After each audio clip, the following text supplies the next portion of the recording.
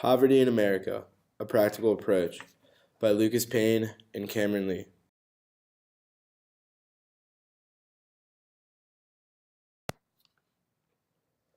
When most Americans think of poverty, they think of people who lack sufficient amounts of money for basic resources like food, clothing, and shelter. While this may be true, it is important to understand that poverty comes in many shapes and sizes, and it can be interpreted in numerous ways. There is no one right way to define it. According to John Iceland, there are two basic types of poverty measurement: absolute and relative. Absolute measures usually contain thresholds created from the analysis of standard budgets and monetary inflation. Relative measures of poverty not only take into account economic deprivation, but also factor in social and cultural deficiencies.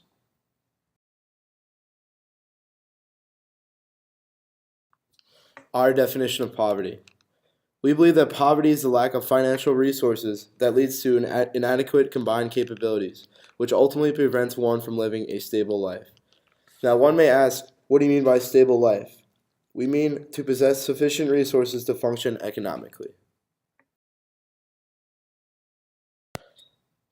Before we expand on our definition of poverty, it is important to understand other methods and ways of looking at it. One of these methods is Martha Nussbaum's capabilities approach. Capabilities can be defined as the total set of what a person is capable of doing. From there, capabilities can be broken down into two subgroups: central and combined. Combined capabilities are a combination of a person's internal capabilities, or the ability to drive a car, and external capabilities, or the ability to actually possess a car. Prominent poverty researcher Martha Nussbaum has come up with 10 categories of central capabilities that she feels are essential to humans for living a dignified life. One of these central capabilities is life, or being able to live to the end of a human life of normal length. Another is affiliation, or having the social basis of self-respect and non-humiliation, and being able to be treated as a dignified being whose worth is equal to that of others. Other central capabilities include bodily health and emotions. We understand that these capabilities are important. However, we also believe that these come once one obtains sufficient financial resources. Some may argue that one may possess sufficient wealth yet lack internal capabilities that lead them to live an unstable life. While this may be true, this is most apparent in countries where oppression is rampant. In America, a nation with great economic and political freedoms, a situation of oppression is highly unlikely. Furthermore, since America is one of the greatest economic powerhouses of the world, equality of opportunity and combined capabilities typically come with economic success.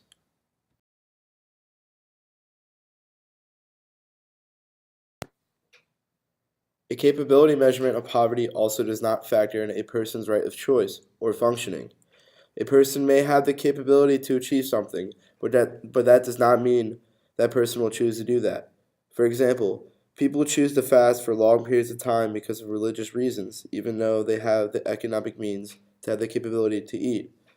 So in terms of a capabilities approach, would these people be considered poor because of their lack of food intake? Now that we've demonstrated the complexity of poverty, let's look at ways it can be measured and how we think it should be measured. You may be wondering how we currently measure the poverty threshold in America. We use the Official Poverty Measure, or OPM, which is an absolute measure created in 1965 by Molly Orshansky. This measure calculates an economy food plan for the average American family and multiplies that cost by 3 to determine the poverty line. Additionally, this measure is adjusted for inflation. Those Americans below this fine line are defined by the U.S. government as impoverished, and those above as non-impoverished. While this may have been an accurate depiction of a family's poverty half a century ago, many socioeconomic factors have changed its accuracy in measuring America's poverty. One of the most obvious cons about the OPM is that it assumes food is 1/3 of a family's budget, when in reality it is about 1/6 of a household's budget today. Also, another con is that it determines a household's resources based on gross annual pre-tax income. Most people would argue that taxes are mandatory expenses and should not be considered as disposable income.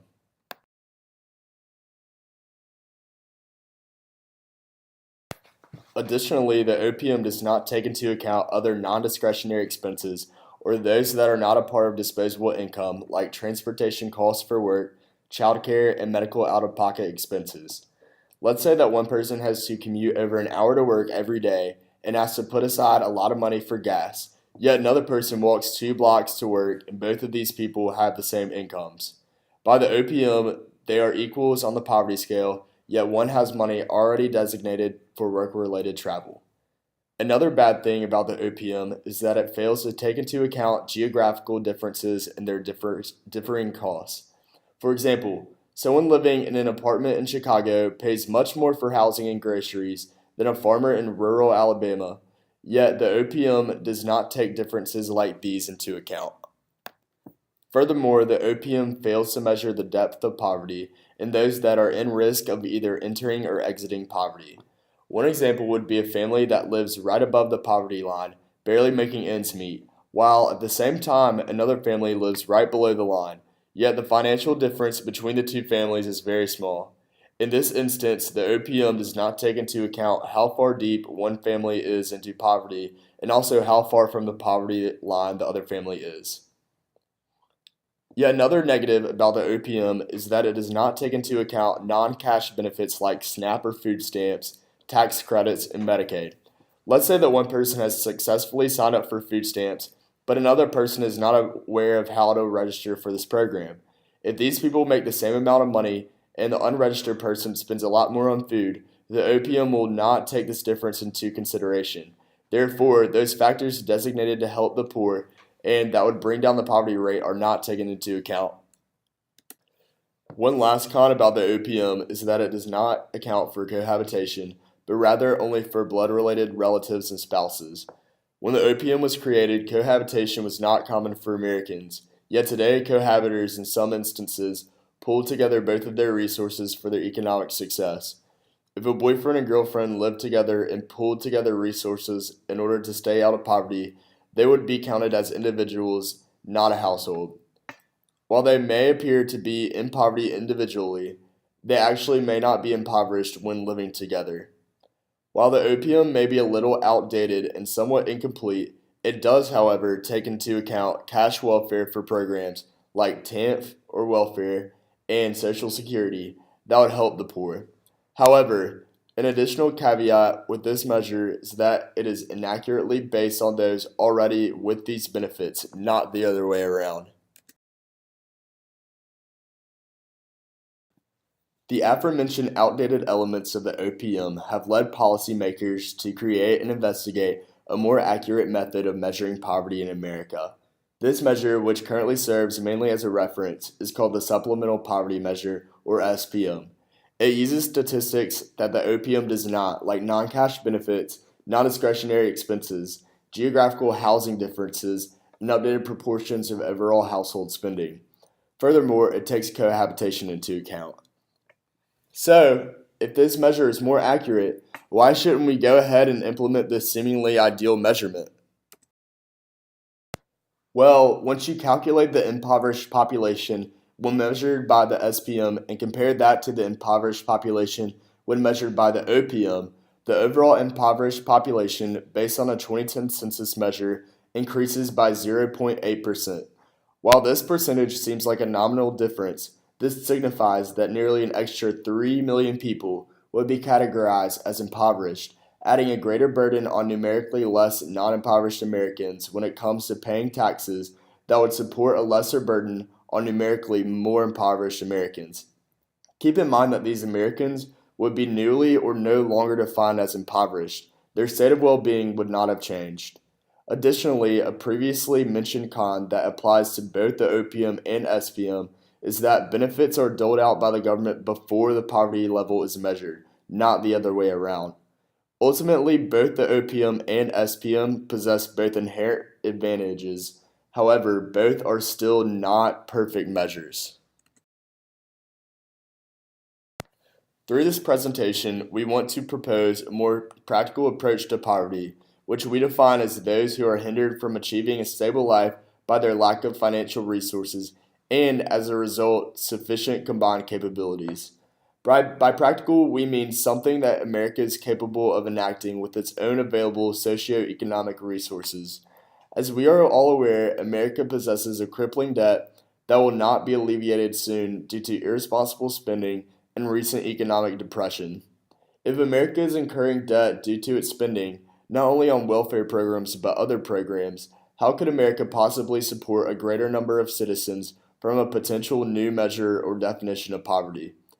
For this reason, we believe that poverty should maintain its current connotation with a lack of financial resources, and we should keep for the meantime the OPM as our device for measuring poverty.